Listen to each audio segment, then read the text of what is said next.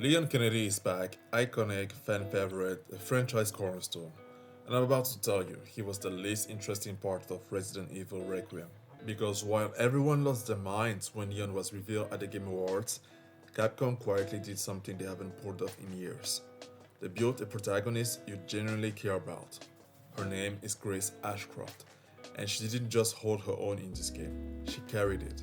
This is my case, full spoilers ahead.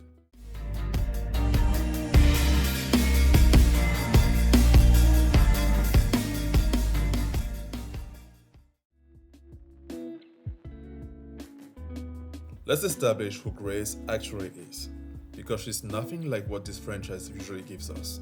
She's not a soldier, she's not a super agent, she's an FBI analyst, introverted, described by Capcom themselves as someone who feels powerless due to not being proficient in combat. And they committed to that completely. She has animations for shaking hands when aiming a firearm. The first time she fires a gun in this game, you can literally see her hand trembling with terror and anxiety. That detail alone tells you everything. Capcom wasn't just writing a scared character, they animated the fear into her body. And as someone who leans introverted myself, there was something quietly refreshing about seeing that reflected in a protagonist. Grace doesn't fill silence with quips. She observes, she calculates, she survives on awareness rather than aggression. That's not a weakness, that's a different kind of strength, and games rarely acknowledge that.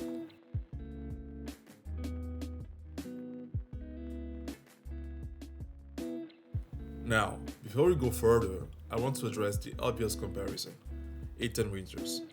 Because Ethan was also sold as the ordinary person protagonist, the everyman thrown into hell. In Resident Evil 7, that approach was deliberate. Ethan is a blank slate, faceless, nearly silent, designed as a vessel for the player to inhabit. No training, no combat background, just a civilian who gets a cryptic message from his missing wife and walks straight into a nightmare on a Louisiana plantation. The horror broke because of that emptiness. You were supposed to be him. But blank slate protagonists in horror carry a hidden risk. If your personality doesn't naturally fill the void, there's nothing there. The fear becomes abstract, distant even. Ethan asks you to bring the emotion yourself, and sustaining that across a full playthrough is a big ask. Grace flips the equation entirely. You don't need to project anything onto her because she's already projecting onto you. Her reaction to the emotional work. When she panics, you panic. When she hesitates, you feel the hesitation. You don't become Grace, you feel with her. Two very different experiences, and in a horror game, the gap between them is enormous. And then there's Resident Evil 8 Ethan, where it's eventually revealed he had actually died during Resident Evil 7, his body reconstructed and animated by the mold, which retroactively explains why he could reattach severed limbs and survive injuries that would kill anyone else. The vulnerability was real, but he had a biological cheat code built in the whole time. But honestly, even before that reveal, Resident Evil 8 had already moved on from horror entirely. Don't get me wrong, it's a great game, it's my second best game after Resident Evil 9, but it trades dread for spectacle. I wasn't really scared in Resident Evil 8, I was impressed. There's a difference between watching a horrifying thing happen and actually feeling horror. Resident Evil 8 kept me engaged, but Grace's sections kept me up at night. And that gap between a game that shows you disturbing things and a game that makes you feel genuine dread is exactly where Grace lives and where Ethan stopped living a long time ago.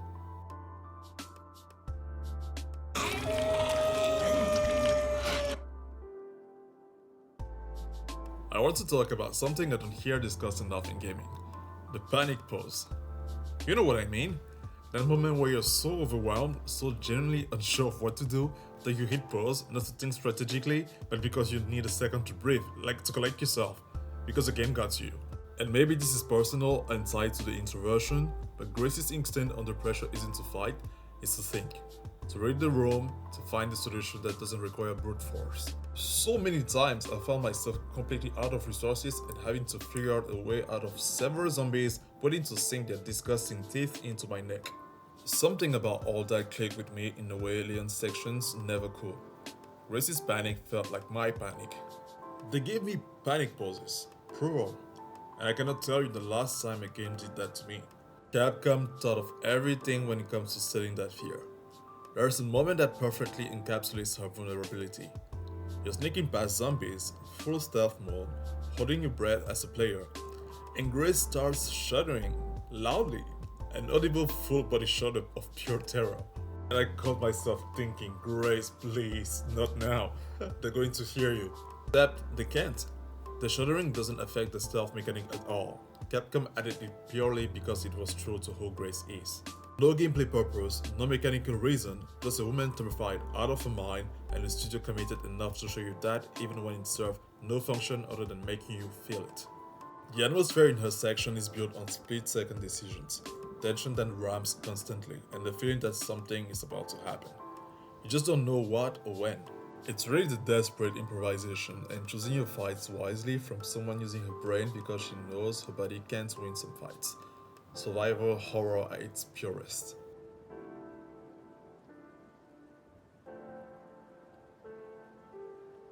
Let me walk through the emotional arc that makes Grace's journey unforgettable, because it goes so much deeper than just scary gameplay moments. Several minutes into the game, without any warning, Capcom hits you with a flashback. A young Grace watching her mother Alisa get murdered right in front of her. If you followed the game before launch, you already knew this was coming.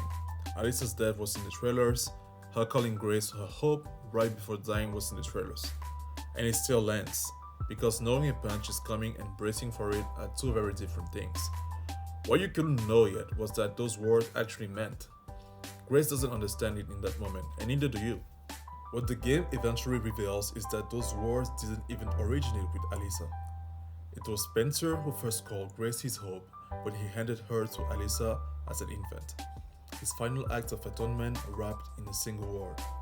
And Alisa carried that word her entire life, passing it on to Grace in her final breath without Grace ever knowing where it came from. A word that traveled from a dying man's guilt to a mother's love to a daughter who had no idea what she was carrying.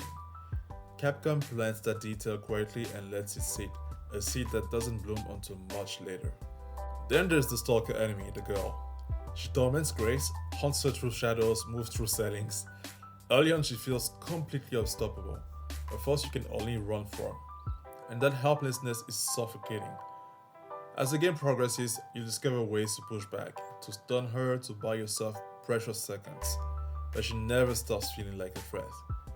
The game gives you tools without ever fully giving you control, and that balance is what keeps her terrifying from start to finish.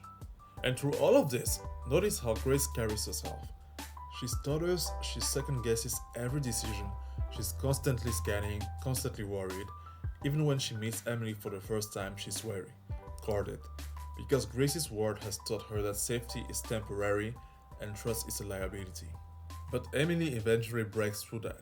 Slowly, quietly, Emily becomes Grace's anchor in the middle of an unimaginable nightmare. A reason to keep moving, a reminder that there's still something human worth protecting in all of this chaos.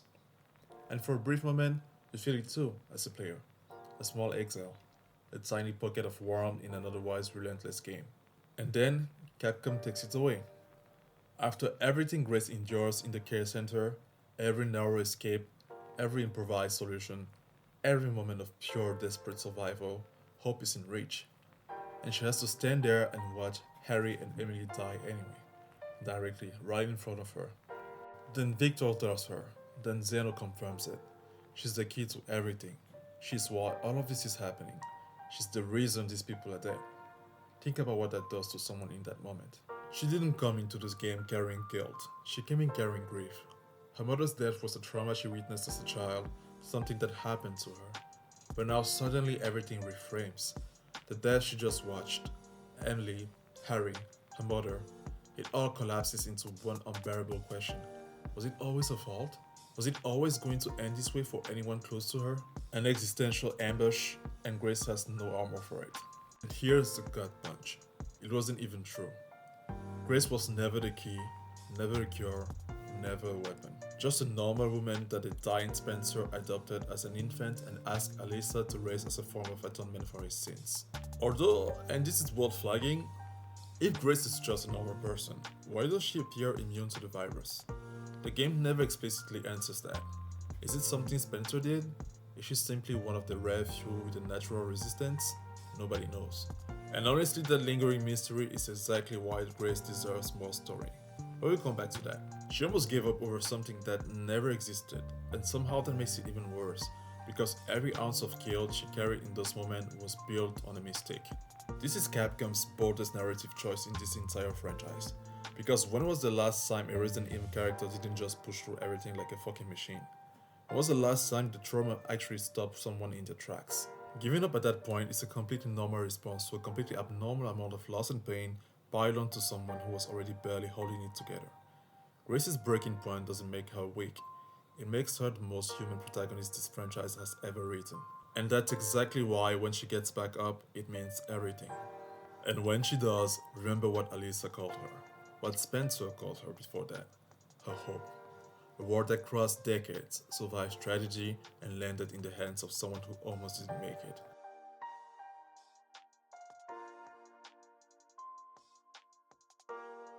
Here's what elevates Grace beyond just scared protagonist. She grows, and the growth feels earned. Early game Grace is paralyzed. She hesitates, she panics, her hands tremble when she raises a weapon. She stumbles when she runs. Her vulnerability is contagious. Every encounter feels like it could go catastrophically wrong at any moment. But pay attention as the game progresses. Those trembling hands start to steady, the stumbling stops. She moves with a quiet resolve that wasn't there before. Capcom animated Grace's growth into her body just as carefully as they animated her fear at the start. And shout out to Angela Sant'Albano who did both the voice acting and motion capture for Grace. She delivered a stellar performance. The same attention to detail that made Grace's terror feel real makes her determination feel earned. And here's what makes it remarkable. It happens to you too. By the late game I was navigating situations that would have destroyed me in the first hour, low on resources, all stacked against me, and somehow calm. Not because the game got easier, but because Grace and I had been through enough together that panic stopped being the default response. We both learned to survive. You don't just watch Grace grow, you grow with her. Every resource you manage, every enemy you outsmarted, every panic pose you push through, that's your arc as much as hers. And very few games can claim that kind of shared journey between player and protagonist.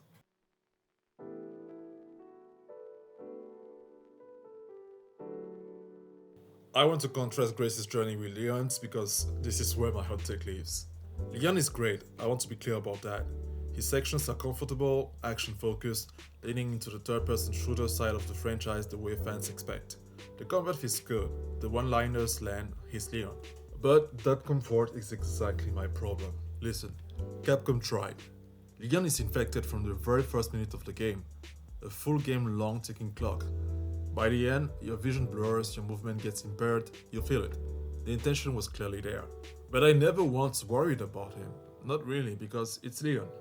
The infection felt like a mild inconvenience he was always going to push through. Compare that to Grace stopping her tour and now be panic pausing. Maybe that's Leon's curse at this point. Too iconic to be vulnerable. The franchise has spent decades telling us he survives everything. So even when Capcom builds in a legitimate threat, your brain goes, yeah, but it's Leon, he'll be fine. There's actually a brain design moment where Leon revisits the same rooms Grace already cleared. And what took you hours of dread and improvisation as Grace, Leon burns through in minutes. A great touch, but it also accidentally proves the point. Leon makes everything easier, and easier isn't scarier. With Grace, I was panic posing. With Leon, I was making coffee and barely paying attention.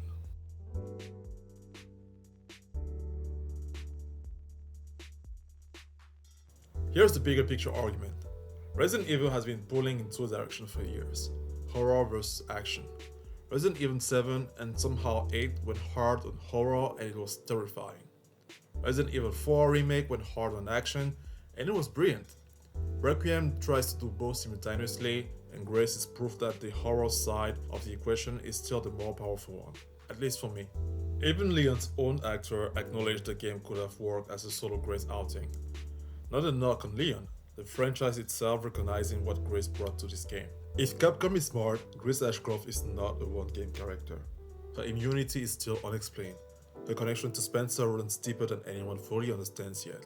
There is so much left to explore in her story. And obviously by the next game, Grace will be more experienced. She's been through too much to still be the trembling analyst from the care center. But I'm genuinely curious how Capcom translates that into horror.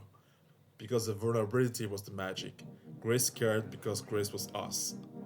How do we preserve that feeling as she grows into someone more capable? That's the creative challenge Capcom has set themselves up for, and I really hope they're up for it. So yes, in my opinion, Grace carried Resident Evil Requiem. Not because Leon was bad, but because Grace made you feel something Leon simply couldn't anymore. She gave this game its soul. If you agree or disagree, I genuinely want to hear about it. Drop your take in the comments because I'll be reading all of them. One more thing, Capcom has officially confirmed a story expansion is currently in development, promising to delve deeper into the world of Requiem. No release window yet, but the director himself says they're hard at work on it and asks for patience.